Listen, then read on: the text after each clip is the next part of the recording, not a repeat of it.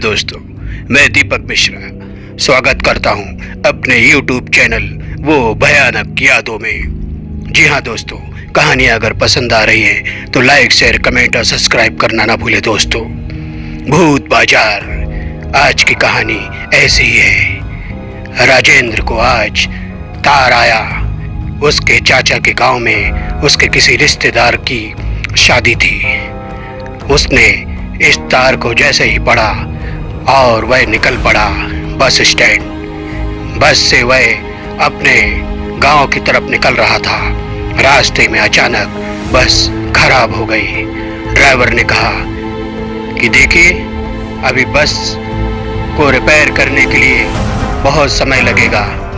अगर आप लोग चाहें तो वापस बस स्टैंड जा सकते हैं और वहां से कोई दूसरा साधन जुटा सकते हैं। सब लोग यह सुनकर बहुत दुखी हुए और कुछ लोग तो बस में ही बैठे रहे।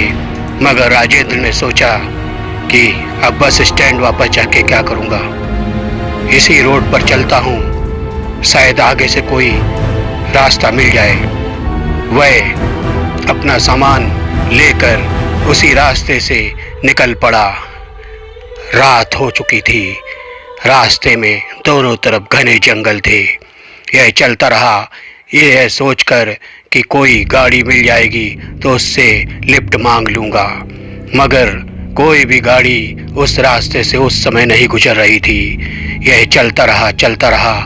दूर इसने देखा कि रोशनियां दिखाई दे रही हैं मशालों की और शोर शराबा सुनाई दे रहा है बच्चों के और लोगों के।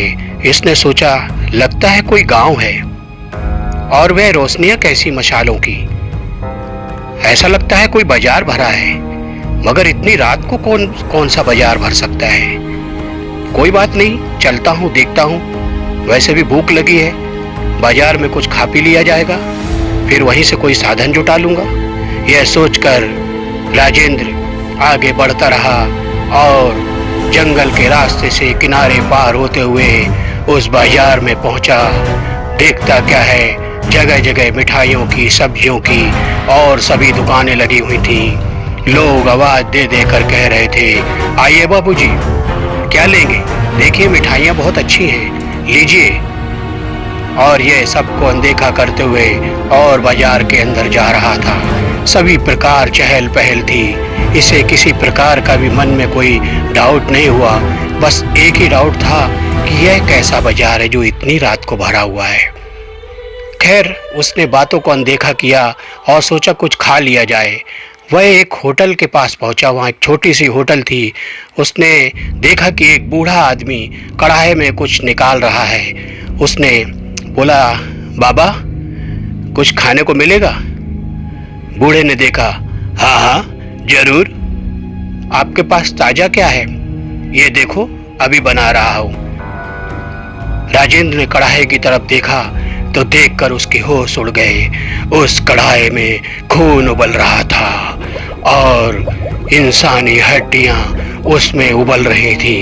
यह देखकर उसकी जान सूख गई। वह सर पे पैर रखकर वहां से भागा। सभी लोग उसके पीछे पड़ गए।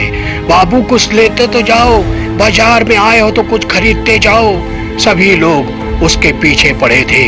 यह हाँफते और गिरते पड़ते किसी तरह रोड के किनारे आया। उसी वक्त इसकी किस्मत साथ दे गई। एक ट्रक वाले ने इसकी हालत देखकर ट्रक रोक लिया और इसे अपने ट्रक में बैठाकर पूछा, ये तुम्हारी हालत कैसे हुई? यह हाँफते और रोते पीटते चलते हुए ट्रक में इसे अपनी कहानी बताई। ट्रक वाले ने कहा, यार, ऐसा तुम्हें नहीं करना चाहिए। तुम्हें मालूम है वो बाजार भूत बाजार है। भूत बाजार? यह सुनकर इसके पैर उतले जमीन खसक गई। हाँ, ये बहुत पुरानी कहानी है।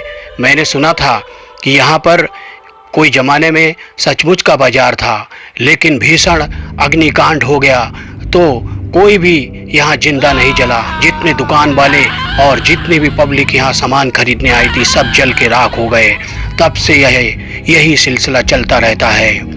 आज के बाद कभी ऐसे पैदल मत आना। आज तो तुम्हारी किस्मत अच्छी थी जो तुम्हारी जान बच गई। हर समय ऐसा किसी के साथ नहीं होता है। इसने ट्रक वाले का शुक्रिया अदा किया और कसम खाई और किसी तरह अपने गांव पहुंचा और चैन की सांस ली। दोस्तों, कैसी लगी कहानी? अगर अच्छी लगी हो तो लाइक, शेयर, कमेंट और सब्सक्राइब अवश्य करें दोस्तों।